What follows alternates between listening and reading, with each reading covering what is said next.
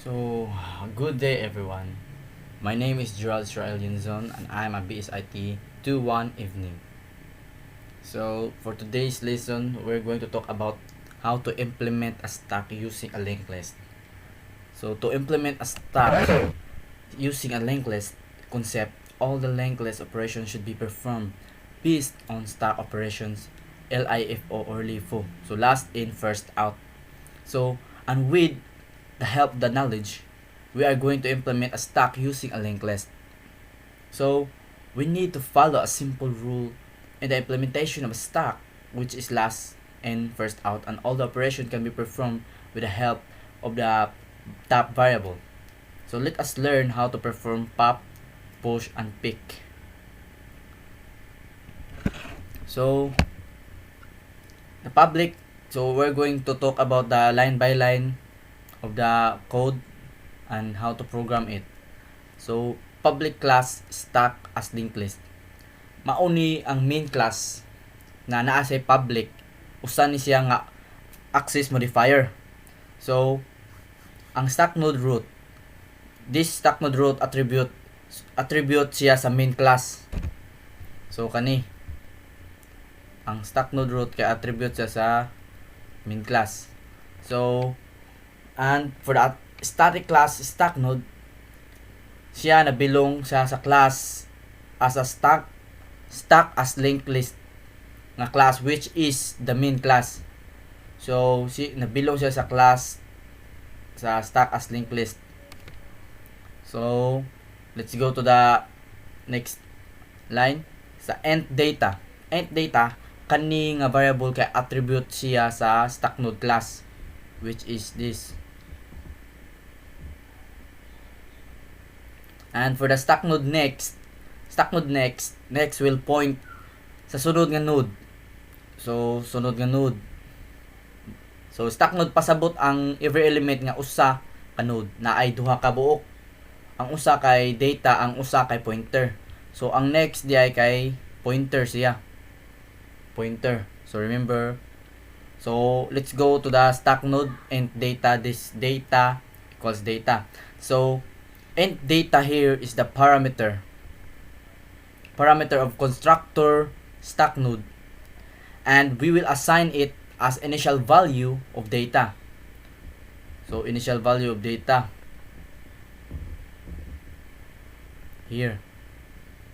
The data we will access from the static class stack node, we will use this nga keyword to access the attribute data here from the static class stack node.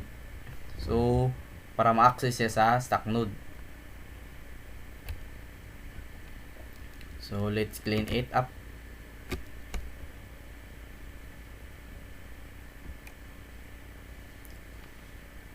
Now, let's go to the public boolean is empty. So, create tag is empty na method kay mauna ang atong gamiton para makabawta if ato ang stack kay empty. So, we're using boolean to know the true or false. So, mao yung boolean to know the true or false. Now, let's go to the next. If root is null, it means that there are no elements are in stack. So, it means true siya kay wala siya element.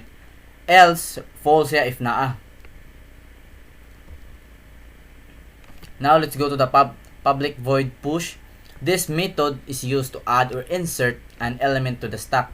So, ang pasabot ani kay mo insert sa lain element. So, di siya mo kuha kay kundi mo puno like that. This void data type and have access modifier. Parameter. So, rather. So, stack node, new stack node data. So, create a stack node name, new node, and allocate memory in heap. If root equals to null, so empty siya. So, mahimo siya the new node. Then else, stack node temp root. So, initialize data into temp data field. So, in a root, new node, put top pointer reference into root data field. And in the new node next temp, make a temp as a top of stack. Then print out to push to stack. Now let's go forward to the public and pop.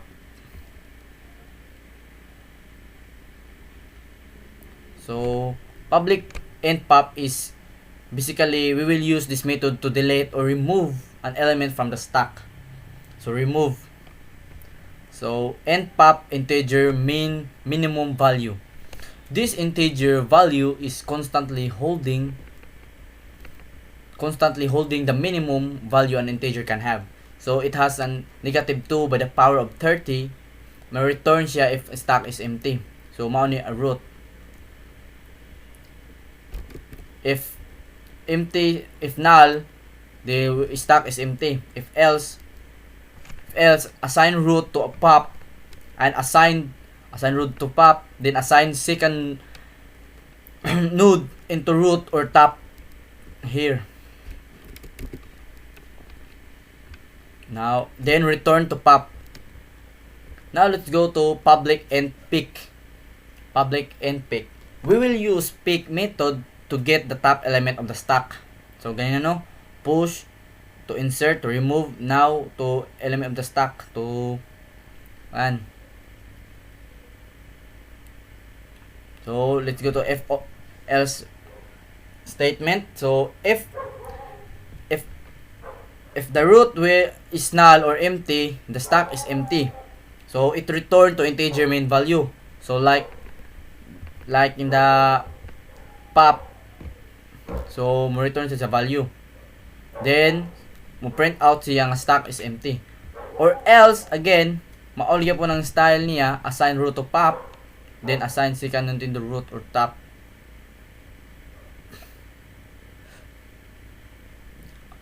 Then return to root.data. So mo display siya. Now for the main method is where the compiler start reading. So mao ni sila ang main method. Main method here. All these are part of the main method. So public static void, mao ni siya ang the main method, no? Then the stack as linked list or SLL equals new stack as linked list. We create an instance of the class stack as linked list, which the object name is SLL. We'll use the objects SLL to access the members of the class stack linked list. So mauni siya ang members. Mauni siya. Now let's move on the next statement. So nag-call ta og method which is the SLL push. We will call it or invoke it to the push method.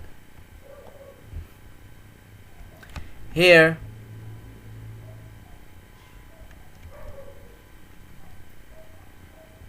after we will call it to push method, we will create an instance of a class stack node named new node. So now let's go to the if statement. So since tanaw na to if empty ang stack, so empty pa man ang stack dari, empty pa man, so the root will be the new node, which diri na to isulod ang argument nga 10 sa gi-call. Then we will going to print it out. Print it. So may tabuan ni kay 10 pushed to stack.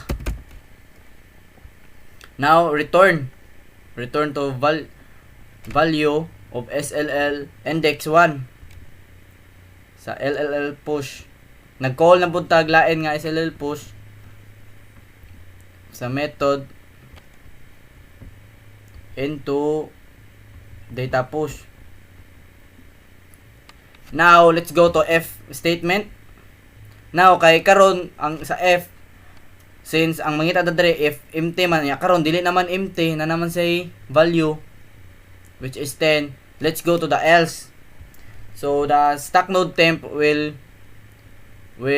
get the root, then the root will have a new node. So 10 niya po ni siya. Then after the new node next will get the temp. Here we're going to put the index 1 which is the argument of 20. Now then print out mahimo ni siya og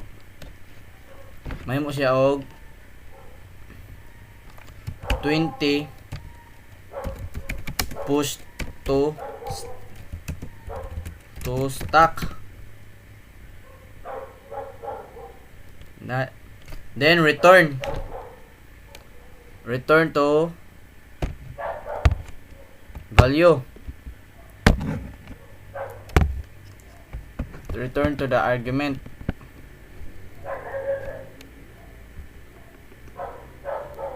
So in the last method, we will call the index 2.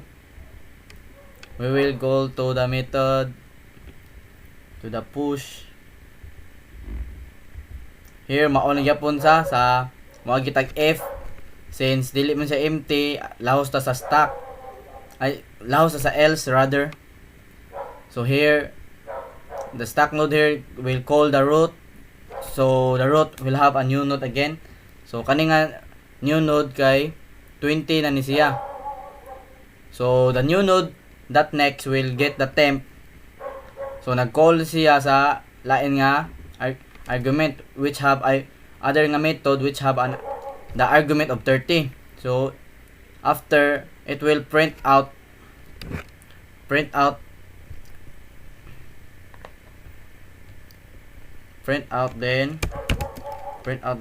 30 push to stack, then return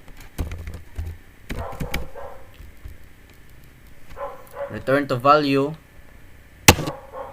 return the system out print. So dari nga system out print nag-call pa ni siya sa nag-agi pa ni siya sa method nga pop which to remove.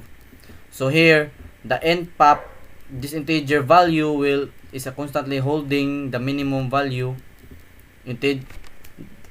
Minimum value an integer can have. So 2 by the power of 30 man ma-return siya if stack is empty. If ang stack is empty, kay mo print out siya nga stack is empty, then mo print siya nga negative 2 by the power of 30. Else assign root to pop. So assign second node to root or top. So we will get the top node which is the 30. Then return to pop. Here mag-print out na siya.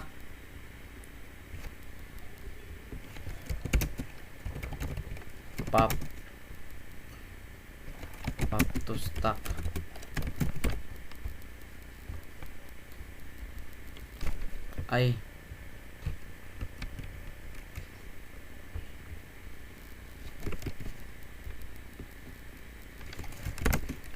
Pop from stack. Now let's go to the final statement which we will call to the pick.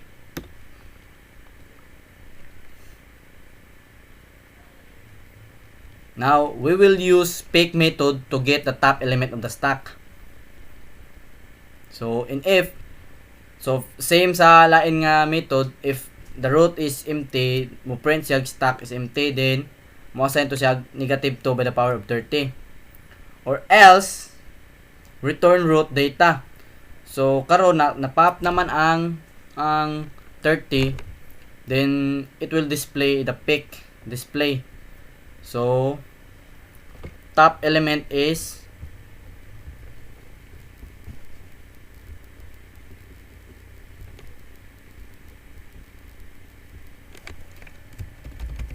top element is 20.